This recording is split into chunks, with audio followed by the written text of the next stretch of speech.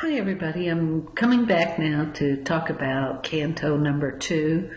I want to apologize for the rough quality of that first clip. I'm having a great deal of software trouble, and you saw that I went ahead and included some of the clips focusing on Canto 2. But I want to talk about right now the way in which Whitman invites the reader to take this cosmic metaphysical journey with him. Some people read the first canto and those lines, I celebrate myself and sing myself, and they will kind of off-kilter, I guess, because they are concentrating on the pure arrogance of that voice. But it's important to understand that, yeah, it's arrogant for sure, but Whitman's speaker is saying every individual is of the same quality and of the same value as the next individual, and the reader is encouraged to regard him or herself as worthy of the very same things that Whitman says he's worthy. So if you'll take a look at the screen before you, I've just focused on the very last part of Canto 2. And there's some rhetorical questions wherein the speaker's just asking the reader, what are you aware of? Have you put forth effort? Have you contemplated the greatness of the metaphysical as it is reflected in the natural? And then in the lines here, stop this day and night with me, and you shall possess the origin of all poems.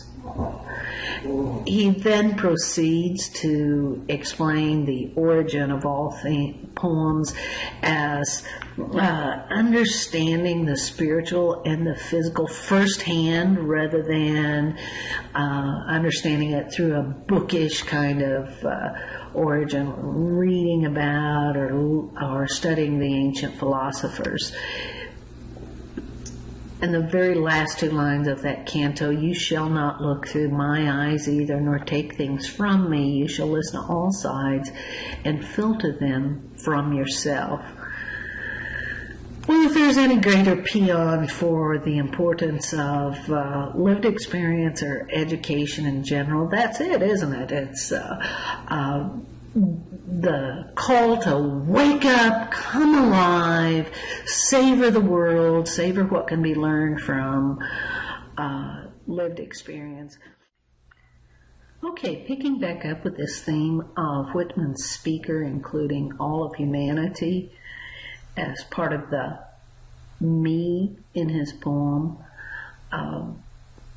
I've jumped down to canto number 15, though I could have looked at almost any canto in this poem to see something of an epic catalog of people, places, ideas that he embraces as part of the voice of this speaker.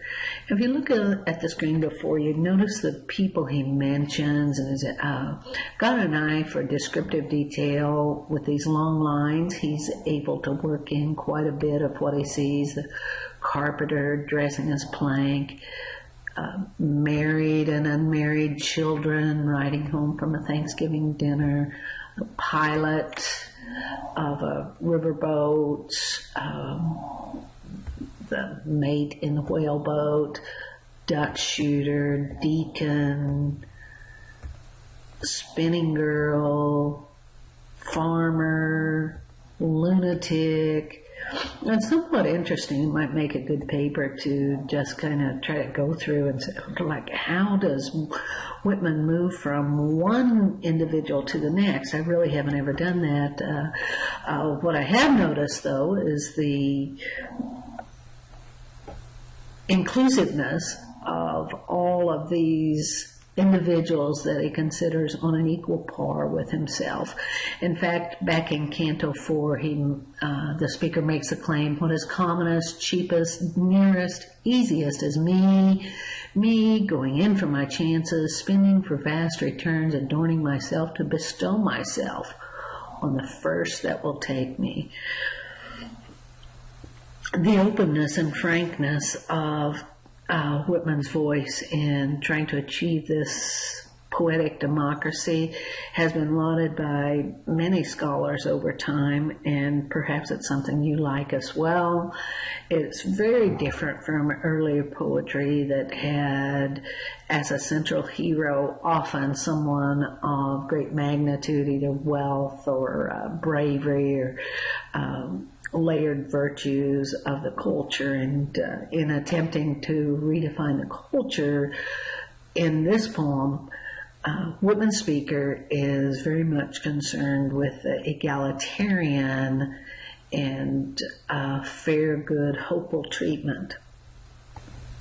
Another section where Whitman speaker claims the reader must take his position and unite with him occurs in Canto 42 that begins, I know perfectly well my own egotism, know my omnivorous lines, and must not write any less, and would fetch you, whoever you are, flush with myself, cajoling the reader to see himself or herself as big and as all-consuming as the best of those in the past. The last part of that canto, wherein the speaker begins, not words of routine, this song of mine, but abruptly to question. Notice the pairing of all of those things moves from object to spirit, object to human being, object to the essence of life, moving from the book to the person producing the book, the photograph to the person captured in that image. And he ends the canto with this kind of departure, sermons, creeds, theology, all of those things that are objects. He later says, not that they don't matter, but what has to matter most is the fathomless human brain and the questions that the fathomless human brain asks about what really matters in the world. As the poem progresses, there are several other places where Whitman speakers talks directly to the reader and continually arrives at the statement, you've got to ask these questions for yourself. You cannot rely on anyone else's packaged answers. I'm going to jump to Canto 52, though one of my very favorite lines in this entire epic piece occurs in Canto 51, where the speaker states, do I contradict myself? Very well. I contradict myself. I am large. I can contain multitudes. It's a beautiful line. And then looking at Canto 52, there are some very often quoted lines. If you saw the movie Dead Poet Society, you might recognize the line, I sound my barbaric yawp over the roofs of the world.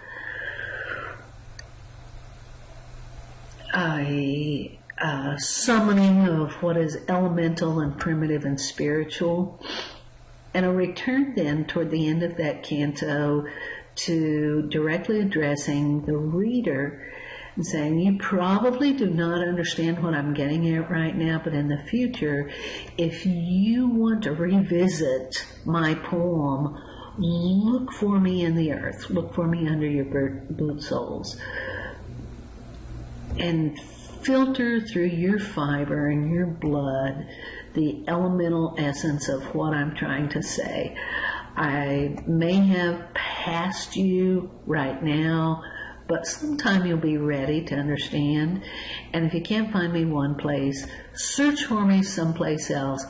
I stop somewhere in the cosmos waiting for you to understand what I mean.